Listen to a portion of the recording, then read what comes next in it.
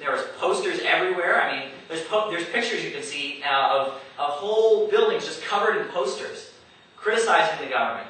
And Lin Biao, the general who was close with Mao, was basically leading all of this, and he was calling all of this and calling out. He was the champion. And actually, in Shanghai, a city in China, the workers in China were sick of the Communist Party, which was very bureaucratic, and they overthrew it. And they got guns together and they just overthrew the Communist Party, and they set up a commune state, modeled after the Paris Commune of 1871, which was the first seizure of power, and it was like total workers' control. No Communist Party, no bureaucrats, nothing. It was workers' direct control over Shanghai, and that's when Mao and Lin Biao started to have their disagreements.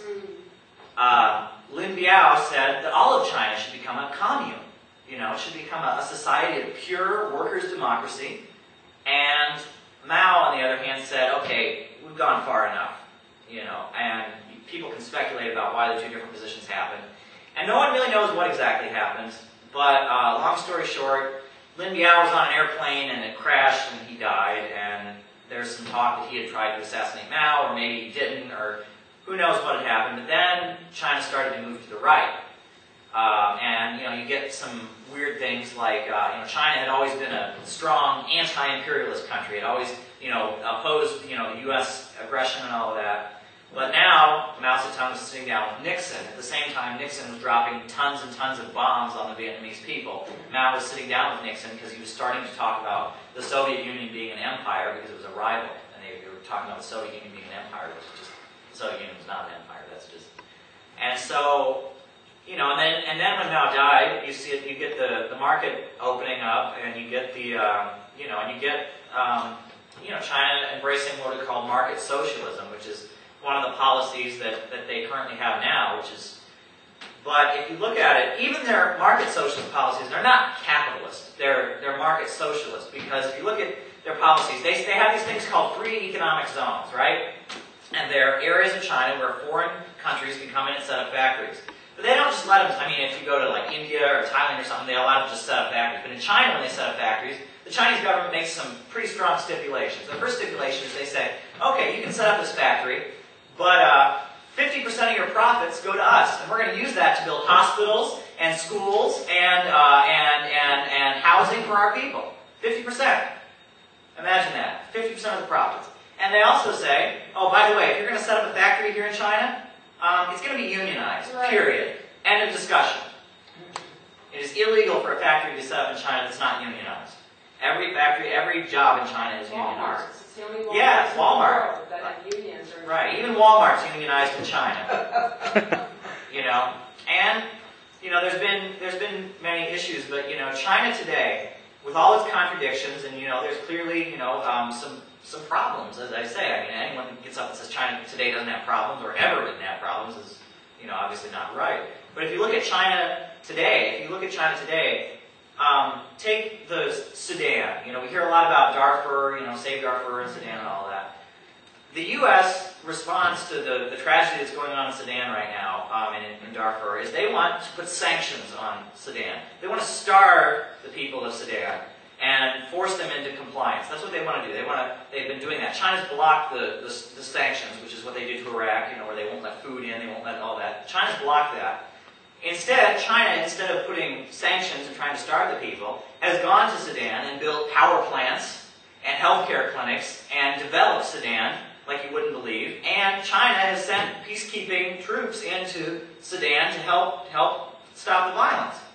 Now, I think that's two different approaches, And if you really look at it, what's behind the whole Save Darfur thing is the fact that Sudan, is a government that is giving its oil not to the United States, but to China. You see, the government of Sudan is against the United States and is helping out China, and that's why the U.S. has this mass campaign.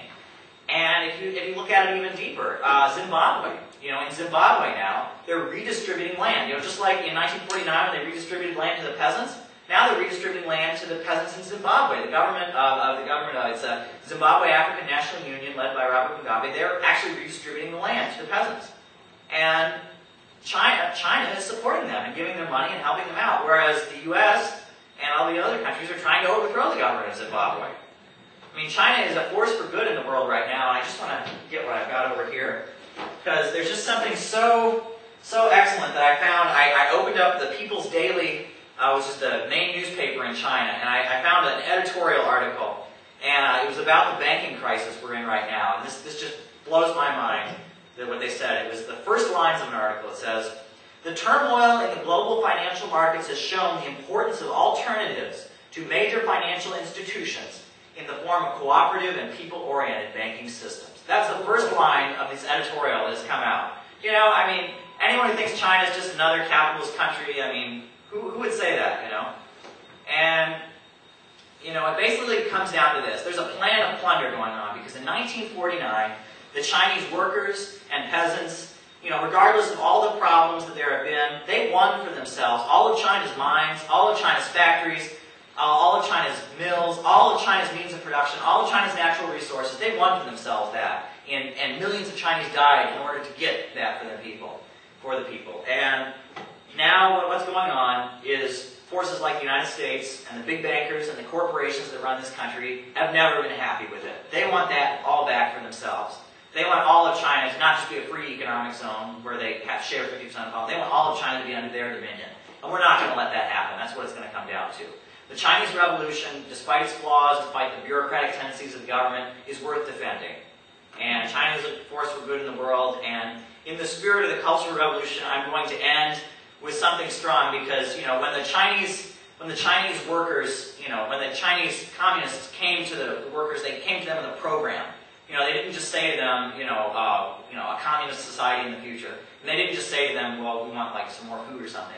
They came to them with a program of redistributing land, a program of equal rights for women, a program of canceling the debts. They came to them with these transitional demands. And right now, FIST, the organization Fight Imperialism, Stand Together, which I am a member of, has just come out with, and we've got little cards, and then we're eventually going to be coming out with a booklet of our transitional demands for young people, of what we can fight for as young people against capitalism, and that should be coming out very soon. And so the youth, as Mao Zedong said, are the backbone of every revolution. The youth are the future. And so in the spirit of Mao Zedong, I'm going to chant something that was a chant of Youth Against War and Fascism, and I hope you'll all chant with me. It's the chant of Youth Against War and Fascism, the original youth group affiliated with Workers' World Party, and I'm going to revive it now. This chant is, Mao, Mao, Mao Zedong, revolution by the young. Mao, Mao, Mao Zedong, revolution